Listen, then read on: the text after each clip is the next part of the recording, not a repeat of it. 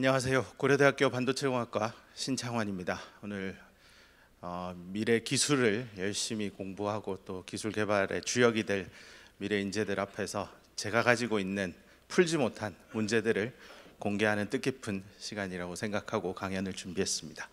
오늘 강의는 이러면 이렇게 됩니다 라는 강의보다는 이렇게 해봤는데 안 돼요, 여러분이 도와주세요 라는 식의 강의라고 보시면 되겠습니다.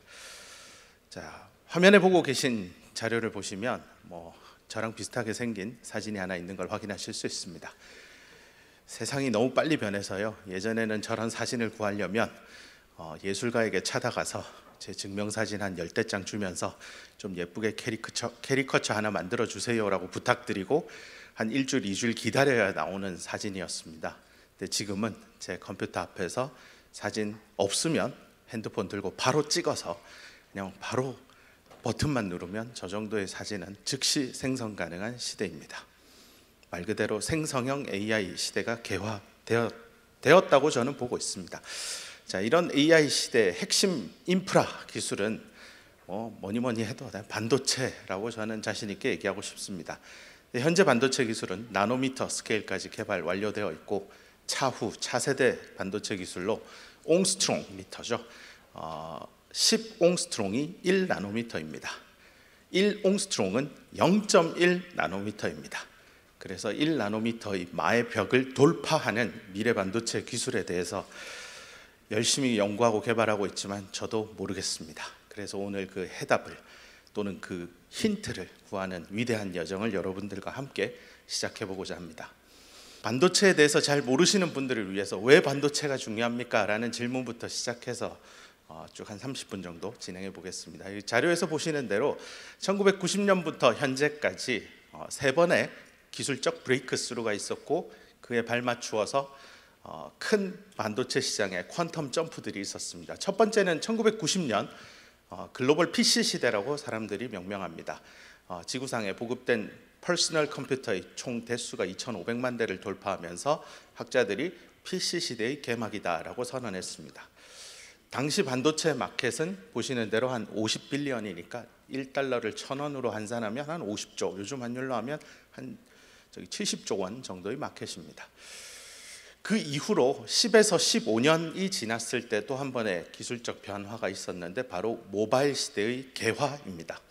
여러분이 잘 아는 모바일 시대는 2007년, 2008년경에 아이폰과 갤럭시가 보급되고 3G 통신망이 보급되면서 진정한 모바일 시대가 열렸다고 하지만 실제로 세계 최초 스마트폰은 2002년 대한민국이 주최한 한일 공동의 그 월드컵, 그 시점입니다.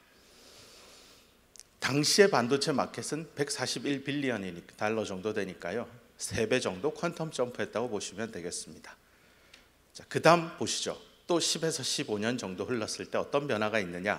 지금은 누구나 다 AI 얘기를 하고 오픈 AI 사이 챗 GPT를 한 번쯤 써보셨겠지만 지금으로부터 약 6여 년 전에 SK 하이닉스와 삼성전자가 역대급 영업이익을 기록했던 시즌이 있습니다.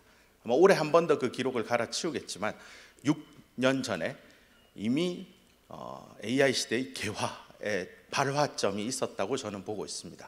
그 근거가 정보통신기기가 생성하는 데이터가 이 사람이 생성하는 데이터의 총량을 넘어섰던 시점이 바로 2018년입니다.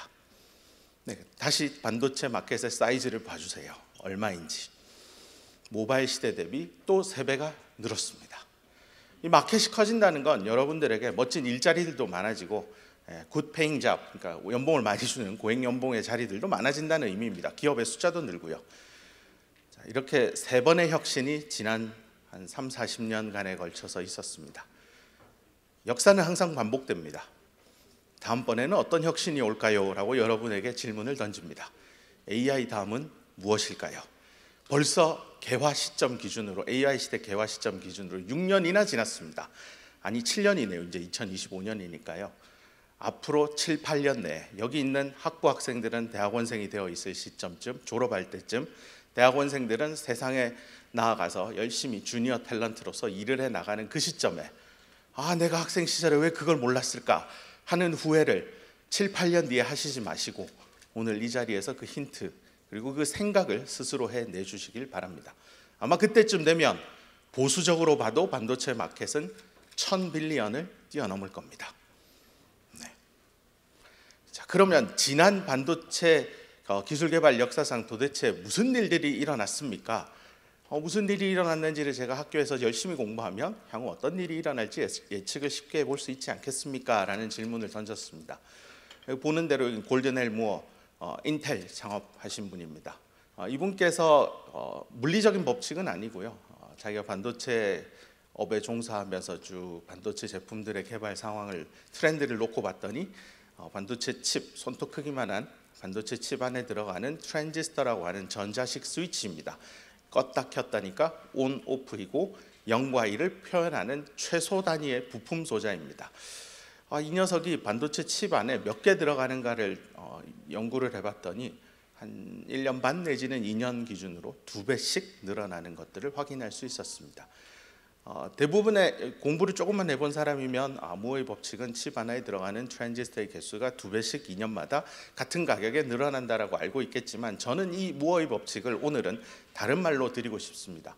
한 번이라도 원 논문을 찾아보신 분은 저런 문장, 비슷한 맥락의 문장은 있지만 실제 서술되어 있는 문장은 컴플렉시티입니다. 반도체 칩의 복잡도가 2배씩 는다라고 되어 있습니다. 그래서 여러분의 머리를 열어보십시오. 2배씩 복잡해진다는 의미가 단순히 여기 있는 이 홀에 사람의 수가 많아지는 것도 복잡하지만 또 다른 의미에서 어떻게 복잡해질지를 고민한다면 옹스트롬급 반도체 기술의 첫 포문을 여러분이 여실 수 있을 것 같습니다. 실제 미세화를 통해서 지난 반세기 동안은 복잡도를 2년에 2배씩 늘려왔었습니다. 미세화가 키워드였는데 앞으로도 계속 이 미세화는 계속될 수 있을까 잘 모르겠습니다. 하지만 선배 엔지니어들이 어떻게 해왔는지 잠시만 말씀드리면 셀렉트론 튜브라고 세계 최초의 진공관 기반의 메모리 제품입니다. 보시는 대로 1비트에 2달러를 내야 됩니다. 뭐 환율이나 물가 상승률을 감안한다면 1950년대 2달러면 상당히 비싼 금액입니다. 그리고 메모리 용량은 4K 비트 수준이었습니다. 지금은 뭐 누구나 자기 주머니 핸드폰에 기가바이트 세상이 열렸는데 1950년은 4K 빛을 저렇게 큰 덩치 큰 그런 메모리로 사용하고 있었습니다. 이후 60년부터 80년대까지는 자기장을 이용한 마그네틱 코어 메모리도 개발이 됐는데요. 그래도 기술 혁신 관점에서 보시면 1비트당 가격이 2달러 하던 게 0.1달러 또는 0.01달러까지 낮췄으니까 가격을 100분의 1로 낮춘 겁니다. 100달러 하던 게 1달러 됐다고 생각하시면 얼마나 많이 경제성 관점에서 엔지니어들이 반도체 메모리를 스케일링 다운하는 데 성공했는지 보실 수 있습니다. 최근에 나오는 D램은요, 트랜지스터 하나랑 캐패시터 하나를 붙여서 1비트를 구현하는데 1비트당 가격이 1나노달러입니다. 저런 건 어디 가서 잔돈 달라고 해도 구할 수도 없는 단위입니다. 용량은 8기가빗, 그 이상, 요즘 HBM은 96기가바이트, 192기가바이트, 아마 차후에는 350테라바이트까지 열려 있는 것으로 보고 있습니다. 자, 이런 미세화를 정말로 반도체 산업은 성공적으로 반세기 동안 수행해 왔는데 그 한계에 지금 직면해 있는 게 현실입니다. 그래서 여러분들에게 묻습니다. 이 미세화의 끝은 어떻게 끝내야 될 것이고 미세화가 아닌 다른 방식으로 어떻게 칩의 복잡도를 높여야 되는지 고민해 보시길 바랍니다. 좀 우리가 늘 타고 다니는 버스, 지하철, 자동차 이런 거 많이 타니까요. 만약에 자동차 산업이 반도체 기술의 발전 속도를 그대로 추종했다면 지금 가장 비싸다고 알려져 있는 수제 자동차인 롤스로이스 자동차는 얼마쯤에 살 수 있을까? 즉 경제성 있게 기술 개발을 했다면 한 몇 달러 정도에 살 수 있을까? 또한 에너지 효율이죠. 연비죠. 1리터에 몇 킬로미터를 자동차는 현재 달리고 있을까? 만약에 자동차 기술이 지난 50년 동안 반도체 기술이 성장하듯이 성장했다면요. 또한 자동차의 최고 성능을 가지고 소위 자동차의 퍼포먼스를 평가하는데요. 이 부가티 차량은 현재 463km/h가 최고 속도입니다. 물론 저렇게 속도를 내서 달릴 도로가 있느냐 이슈도 있겠지만 자동차 자체만 놓고 보면 저 정도의 퍼포먼스인데 만약에 자동차 산업이 특히 내연기관이나 다른 자동차의 여러 부품들이 반도체 산업 기술 개발 속도를 추종해서 반세기 동안 발전했다면 어느 정도의 속도를 가지고 있을까요? 인데요. 제가 선물을 준비했습니다. 고려대학교 북마크를 준비했습니다. 혹시 의견이 있는 학생은 손을 들고 얼마쯤 할 것 같습니다. 저 세 개 중에 하나만 맞추시면 드릴 예정입니다. 자신 있게 손을 들고 대충 추정해 보세요. 있나요? 오늘 행사의 목적은 그랜드 퀘스트입니다. 질문을 하고 틀려도 됩니다. 막 생각해 보세요. 질문을 던지고 어떤 일들이 일어날까 고민하는 자리니까요. 없나요? 네. 역시 훌륭한 학생입니다.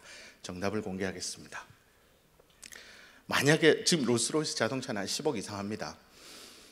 자동차가 만약에 반도체 기술 발전 속도를 추종했다면 롤스로이스는 $40에 구매 가능한 수준으로 와 있을 것이고요. 1리터로 지구 2바퀴를 돌 수 있는 수준의 연비도 달성했었어야 합니다. 이쯤 되면 현대기아차와 연관되신 분들은 반성을 하시지 않을까. 자동차 속도는 390만 km/h까지 속도를 낼 수 있습니다. 이 정도 되면 엑셀레이터 발 살짝 얹으면 시속 100km까지 올라갈 것 같습니다. 자, 이 정도로 반도체 기술은 가파르게 성장해 왔다라는 걸 강조하고 싶어서 여러분이 일상생활에 늘 타고 다니는 자동차와 비교를 해봤습니다. 자, 이제 반도체 얘기로 좀 더 깊숙하게 들어가겠습니다. 그럼 반도체는 도대체 어떻게 발전해왔고 그 핵심 기술 혁신은 무엇입니까? 여기 보시는 대로 100나노 이하 기술만 먼저 정리해봤습니다. 여기 검정색 글자로 되어 있는 테크놀로지를 보시면 90부터 쭈쭈쭈 해서 3나노까지 수학 시간에 배우는 등비급수가 보이실 겁니다. 매 기술마다 기술의 혁신들이 있었는데요. 모르는 학생들을 위해서 간단히 배경만 설명을 드리면 왼쪽 하단에 있는 이 친구가 바로 반도체 기술의 핵심 이정지표가 되었던 트랜지스터의 모형입니다. 조감도죠. 게이트, 소스, 드레인으로 구성되어 있는 3단자 소자이고요. 소스와 드레인은 전자가 굉장히 많은 소위 말하는 N형 반도체입니다. 그리고 빨간색으로 칠해진 저 게이트와 그 하단부에 얇은 회색 판 같은 게 있는데 저게 부도체 SiO2 유리창에 쓰이는 소재입니다. 자, 게이트 메탈 쓰고 있고요. 그 밑에 옥사이드 절연체 쓰고 있고 그 하단부 서브스트레이트 노란색은 반도체입니다. 메탈 옥사이드 세미컨덕터 구조를 가지고 있고 양쪽에 소스 전자를 많이 머금고 있는 소스 드레인 구조를 가짐으로써 이 소스에서 방출된 전자가 드레인으로 흘러가면서 전류를 흘립니다. 이러면 디지털 정보 1입니다. 하지만 메탈 게이트 쪽에 어떤 임의의 신호를 가해서 그 흐름을 차단하면 전류가 흐르지 않아서 0입니다. 이게 디지털 세상을 구현하는 하드웨어 부품의 실체입니다. 연구자들이 이 트랜지스터에 어떻게 하면 동일한 전압의 전류를 더 흘릴 수 있을까에 대해서 어마어마하게 고민을 지난 반세기 동안 했고요. 그 결과물 중에 하나가 바로 첫 번째가 90나노텍에서 스트레스 엔지니어링을 도입했는데요. 뒤에서 좀 더 보여드리겠습니다. 왼쪽에 있는 그림을 보시면 여기 소스와 드레인 쪽에 실리콘이 아닌 주기율표상의 실리콘 바로 밑에 있는 원소인 절메니움을 썼습니다. 절메니움 원자 번호가 크죠. 덩치가 큽니다. 덩치가 큰 녀석을 실리콘하고 섞으면 부피가 커질 겁니다. 그 커진 부피로 인해서 화살표 보이시죠? 전자가 이동하는 통로에 스트레스를 가해서 전자가 이동하는 정도인 모빌리티를 향상해 왔습니다. 지금도 쓰고 있습니다. 그 다음 45나노 여기 한 칸 무어의 법칙입니다. 2년 주기 보이시죠? 2005년, 2007년. 두 번째 기술 혁신은요, 트랜지스터의 MOS 시스템, MOS 시스템의 혁신이었습니다. 글자가 작아서 잘 안 보이시던데 시커먼 영역이 메탈이고요. 밑에 얄팍한 라인이 옥사이드층이고 그 밑에 반도체입니다. 여전히 실리콘 절메니움 솔스트레인 쓰고 있고요. 이 부분에 메탈 물질을 도입하기 시작했고 옥사이드는 신물질인 해프늄 다이옥사이드를 도입하기 시작했습니다. 주기율표상에 있는 물질들을 이제 하나하나 도입하기 시작했다고 보시면 되겠습니다. 이런 혁신에 멈추지 않고요. 또 두 번을 건너뛰겠습니다. 2009년, 2011년 뛰면 22나노테크에서 아래쪽이 더 보시기 좋을 것 같습니다. 트랜지스터 아키텍처의 근원적인 변화를 인텔이 달성해냈습니다. 2011년 5월 5일 월스트리트 저널에 대서특필되었습니다. 3차원 반도체 소자를 만들어서 양산에 도입하겠다라고 했고 이름하여 물고기 지느러미처럼 좁고 키가 큰 채널 영역을 만들어서 게이트가 그 채널을 돌돌 앞뒤로 제어하는 그런 형태입니다. 사실 저때 시점이 아마 인텔의 정점이지 않을까라고 저 개인적으로 보고 있습니다. 이후에는 TSM, 대만의 TSMC, 한국의 삼성전자 파운드리 사업부가 기술 리더십을 가지고 10나노 그 이하까지 내려가고 있습니다. 실제로 10나노 이하 테크를 보시면 반도체 스트럭처, 디바이스의 아키텍처가 한 번 더 변화를 일으킵니다. 핀펫에서 가장 오른쪽에 보이는 이 녀석입니다. 게이트 올 어라운드 구조입니다. 채널 영역을 앞면, 뒷면에서만 제어하지 않고요. 위, 아래, 앞뒤, 동서남북 모든 방향에서 채널 영역을 게이트가 제어하는 소자 구조를 도입했습니다. 현재 저 MBC FET, 멀티 브릿지 채널 FET는 양산이 되어 있고요.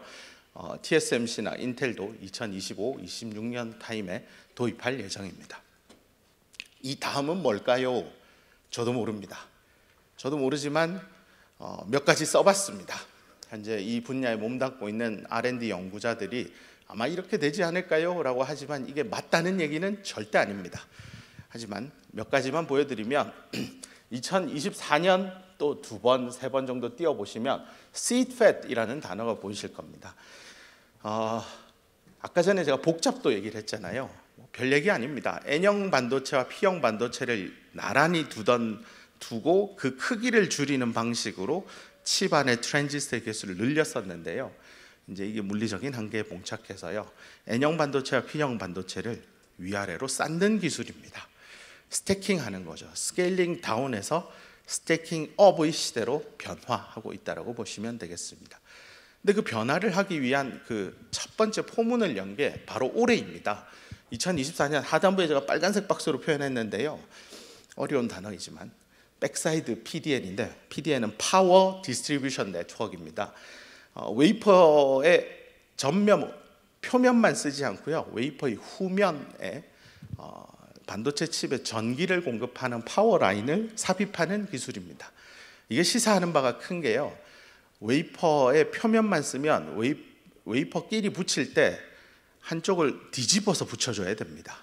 근데 이제는 웨이퍼 밑면에 전기가 공급이 되기 때문에 층층이 그대로 쌓아 올리면 전기망을 기준으로 위에도 칩이 있고 아래도 칩이 있는 세상이 열릴 겁니다. 그래서 반도체 칩 스태킹 기술의 또 다른 패러다임을 제시하는 기술이라고 보시면 되겠습니다.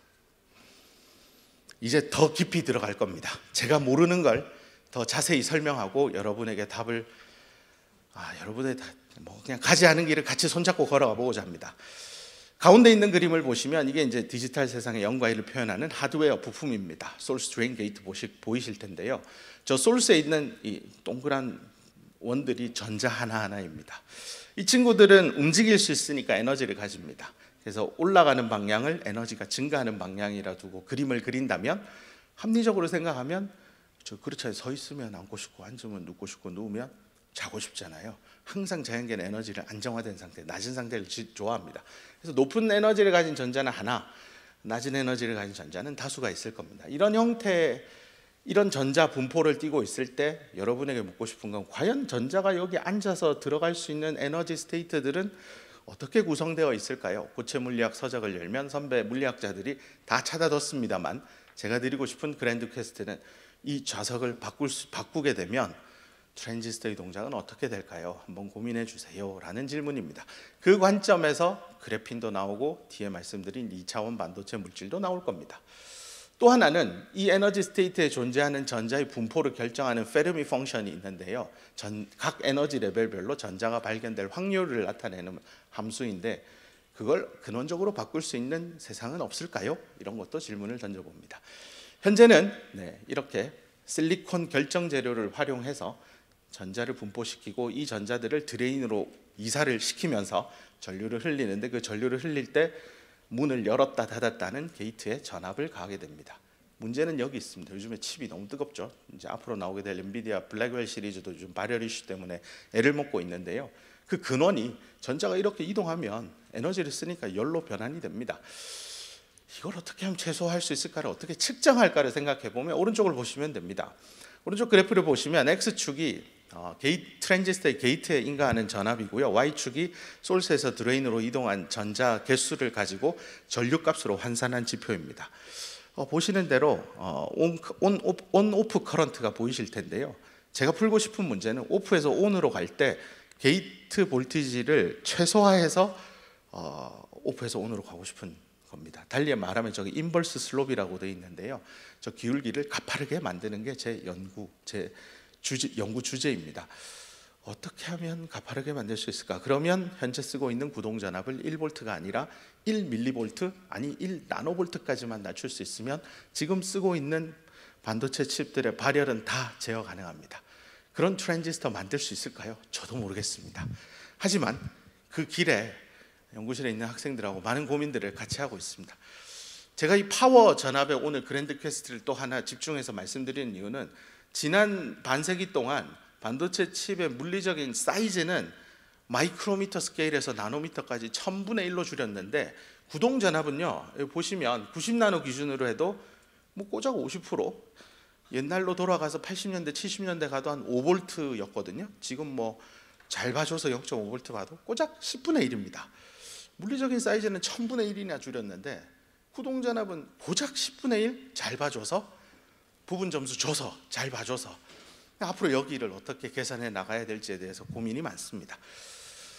자, 그래서 과거에 몇 가지 연구들을 해봤습니다. 새로운 신물질을 도입해서 항상 트랜지스터는 발전해 왔기 때문에 우리가 세미컨덕터라고 하는 물질, 다이일렉트릭 물질들을 이용해서 주로 반도체 소자를 개발했는데 또 다른 소재는 무엇이 있을까를 가지고 신소재공학과의 재료공학 책을 열어서 봤더니 페로일렉트릭 소재가 있더라고요. 얘는 외부에서 전압을 안 줘도요 분극 현상이 그대로 유지가 돼요. 즉 전하가 그대로 유지되는 스테이되는 굉장히 독특한 물질입니다. 그 친구를요 메탈에다가 넣어봤습니다. 마치 햄버거라고 생각하시면 양상추 넣고 패티 넣고 뭐 치킨 크리스피 넣고 빵 넣었는데 그 안에 뭔가 다른 거 좀 더 넣으면 더 맛있지 않을까라는 그 아이디어에서 출발한 겁니다.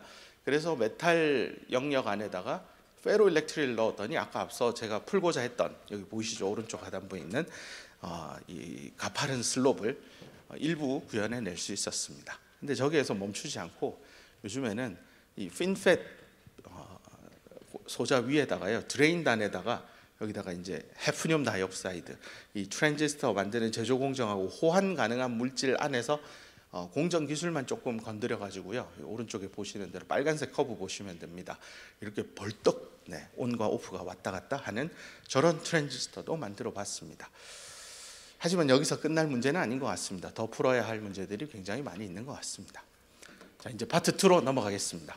그 다음은 사실은 이제 저기 같이 그랜드 퀘스트 작업을 한 서울대학교 이철호 교수님이 얘기하시던 건데 제가 대신 빠르게 해보도록 하겠습니다. 조금 전에 말씀드린 대로 트랜지스터의 구조는 핀팻, 게이트 올 어라운드 FET 형태로 해서 점점 3차원화되어 왔습니다. 근데 이게 끝일 거다라고 사람들이 생각을 했고 그러면 남은 길은 N형 반도체와 P형 반도체를 위아래로 붙이는 모놀리틱하게 3D 스트럭처를 만들어야 되겠구나까지 와 있습니다. 또 하나는 앞서 제가 말씀드린 대로 파워 이슈입니다. 여기 그래프가 좀 복잡하긴 한데요. X축이 시간이고요. 그 초록색 데이터가 트랜지스터 칩 안에 들어가는 개수인데요. 보시면 로그 스케일로 쫙 증가하는 거 보일 겁니다. 근데 문제는 칩이 동작할 때 쓰는 액티브 파워하고요. 칩이 가만히 별 동작을 안 할 때 쓰는 패시브 파워의 양을 비교한 데이터를 보시면 최근에 그 파워의 양 값이 겹치고 있습니다. 즉 가만히 놔둬도 얘는 파워를 계속 쓰는 이상한 반도체 칩이 되고 있습니다. 즉 누설 전류량이 급증하고 있다는 뜻입니다. 나는 껐는데 꺼진 게 아닙니다. 그게 문제입니다. 마지막 오른쪽에 메모리 월이라고 표현되어 있는데요. 아마 그 성민구 교수님 하는 강의에서 저 얘기를 더 자세히 할 겁니다. 메모리 월도 문제입니다. 지금 쓰고 있는 자료를 보시면 CPU의 퍼포먼스를 이렇게 시간이 지나면서 어떻게 성장하고 있고 메모리 퍼포먼스가 어떻게 성장하는지인데 그 갭이 현재 1년에 50%씩 벌어지고 있습니다.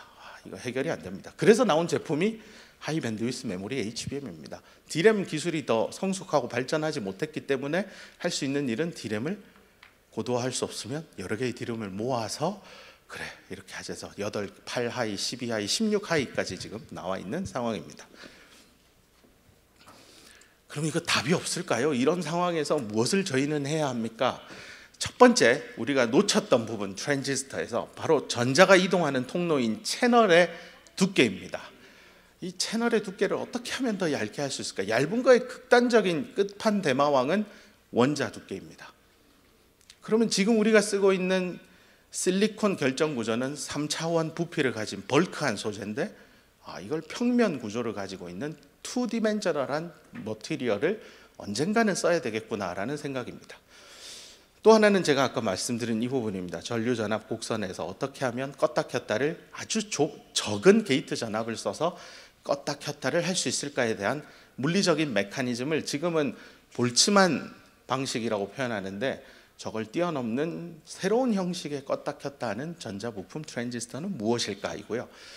마지막으로 공정 이슈입니다. 그럼 어떻게 만들 거냐? 만들 때 작게 해서 열심히 붙였는데 더 작게 안 되면 쌓아야지. 쌓는 기술에 대한 질문들도 던져야 될 것 같습니다. 조금 더 어려운 수식을 들고 왔습니다. 스케일링 캐릭터리스틱 랭스라고 하는데요. 이게 이제 연구자들이 트랜지스터를 개발하면서 이게 작아지면 얼마나 작아질까? 적어도 이 람다라고 하는 길이값을 가지는 이 물리값을 기준으로 얼만큼 향상해야 돼라고 지표를 개발해 둔 게 있는데요. 이 식을 가만히 보면 유일하게 플래너 팻, 핀 팻, 게이트 오러라운드 앞으로 나오게 될 C 팻 다 따져봐도요. 하나 안 건드린 게 여기 빨간색으로 표현된 입실론 B입니다. 저게 의미하는 바가 뭐냐면 바로 채널, 실리콘 소재 채널의 유전 상수값을 어떻게 건드릴 건가 이슈입니다. 저걸 건드리기 위해서 무엇을 할지에 대해서 이제 2차원 물질을 가진 트랜지스터도 쓰일 거다라고 나옵니다. 그래서 여기 왼쪽 하단에 있는 뉴 채널 머티리얼, 실리콘과 함께 같이 갈 수 있는 소재는 무엇일까 고민해 봐야 되는 질문입니다. 여기 나오는 대로 다윗과 골리앗의 싸움인데요. 3차원, 2차원 소재 간에 어떤 싸움을 해야 할까인데요. 보시는 대로 오른쪽 상단에 있는 거는 실리콘 결정 구조입니다. 공유 결합을 이용해서 실리콘 원자를 모아서 다이아몬드 구조를 만든 거고요. 그 우측에 있는 것은 이제 레이어죠. XY 축에만 이렇게 원자들이 분포되어 있고 위아래는 반데르발스 힘으로 약하게 결합되어 있는 2차원 소재입니다.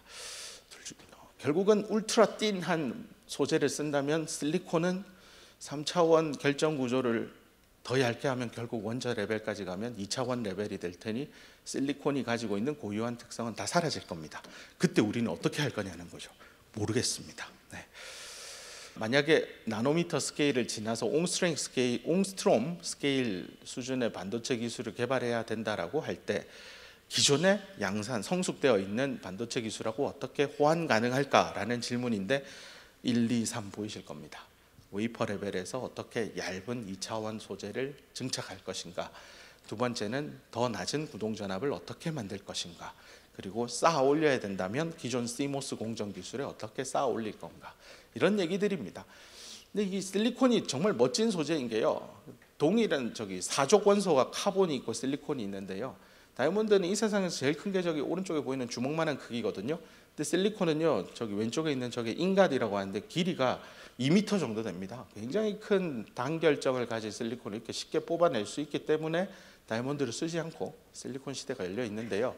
아까 말씀드린 대로 2차원 물질들은 현재 지난 10년 동안 빠른 속도로 제가 말씀드린 이런 리퀘어먼트를 만족하기 위해서 연구자들이 굉장히 많은 노력을 했고 현재 꽤 높은 수준까지 발전되어 왔습니다. 하지만 문제가 있습니다. 그 세 가지를 여기 썼는데요. 그래, 네 말대로 채널 영역을 2차원 물질로 바꿨다. 그럴 때 그 채널 물질 안에 채널 어떻게 웨이퍼 스케일로 증착할 거냐. 또 하나는 이 채널 물질 안에 도핑을 해야 될 때 불순물을 넣어야 될 텐데 어떻게 넣을 거냐. 또 하나는 2차원 물질하고 결국 메탈하고 붙여야 될 텐데 컨택 기술은 어떻게 할 거냐. 등등의 이슈들이 여전히 상존하고 있습니다. 모르겠습니다. 하지만 2차원 물질을 다루시는 분들의 의견은 다음과 같습니다.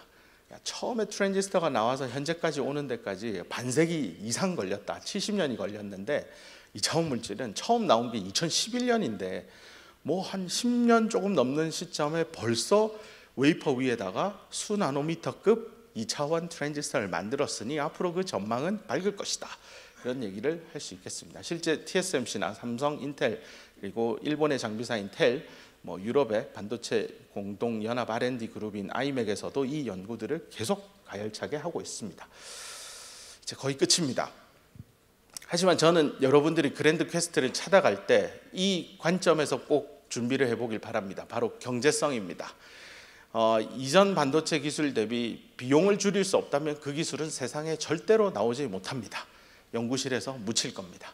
또한 그 기술을 양산할 때 예컨대 웨이퍼 생산 기준으로 10만 장 정도 생산한다고 상상했을 때 여기에 들어가는 투자비가 충분히 경제성이 확보되지 않으면 결국은 이 기술도 도입될 수 없습니다. 이런 거죠. 대학원생들이 이렇게 멋지게 논문을 잘 썼는데 왜 SK하이닉스와 삼성전자와 인텔은 내 연구를 안 알아줍니까? 어떤 면에서는 양산성이 부재할 수도 있다는 얘기입니다. 그래서 제가 아까 앞서 말씀드린 대로 현재 반도체 엔지니어들이 기술적 한계를 풀기 위해서 할 수 있는 유일한 방법은 같은 D램을 여러 개, N개 층으로 쌓아서 용량을 늘리고 대역폭을 늘리는 기술이고요. 또 요즘 나오는 인텔 CPU 칩이나 다 까보면 아시겠지만 내부가 이렇게 다이 1, 2, 3로 나누어져 있습니다. 하나의 칩에 도저히 만들 수 없기 때문에 기능별로 다이를 나누어서 그 다이를 붙여서 하나의 칩을 만들고 있습니다. 거의 저 기술은 한동안 10년 이상 계속해서 발전해 가겠지만 그 다음에 대해서는 저도 모르겠습니다. 그래서 그 부분에 대해서 공부를 많이 해주셨으면 좋겠습니다. 이건 사실 재미삼아 갖고 온 건데요.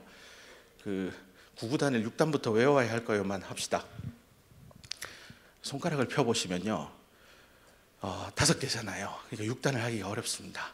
근데 저기 엄지부터 1, 2, 3, 4, 5를 접고요. 6은 이제 새끼손가락부터 펼게요. 그다음 7은 V, 8, 9 마지막 엄지를 펴면 되는데요. 저희가 이제 초등학교 때 7 곱하기 7은 49라고 외우죠. 7을 7번 나오면 되는데 사실은 요렇게 V 해보세요. 이렇게 V 해보세요. 사진 찍으세요. 사진 재밌어요. 사진 찍어. 77 하잖아요. 야 이게 무슨 49 어디 있어요? 근데 이렇게 접어서 붙이면 하나 둘 셋 넷 위에 4개죠. 10의 자리예요. 뒤집으세요. 몇 개 접었어요? 3개 접었죠. 반대쪽도 3개 접었어요. 3, 3은 9 더하세요. 49입니다. 오이 99 해볼까요? 9 딱 더하면 80이에요. 접은 거 1개예요. 1 곱하기 1은 1, 81입니다.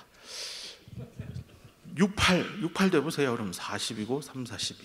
6단 안 해도 돼요. 손가락만 5개 있으면 6단 이상 외우지 않아도 얼마든지 연산할 수 있습니다. 이 원리에 대해서는 여러분이 더 잘 알 거지만 아주 단순한 질문이지만 왜 우리는 6단을 외워야 할까에 빠지지 말고 잠깐 한 발 물러나서 다른 관점에서 저 질문을 해석해 보라는 뜻에서 가지고 온 겁니다. 감사합니다.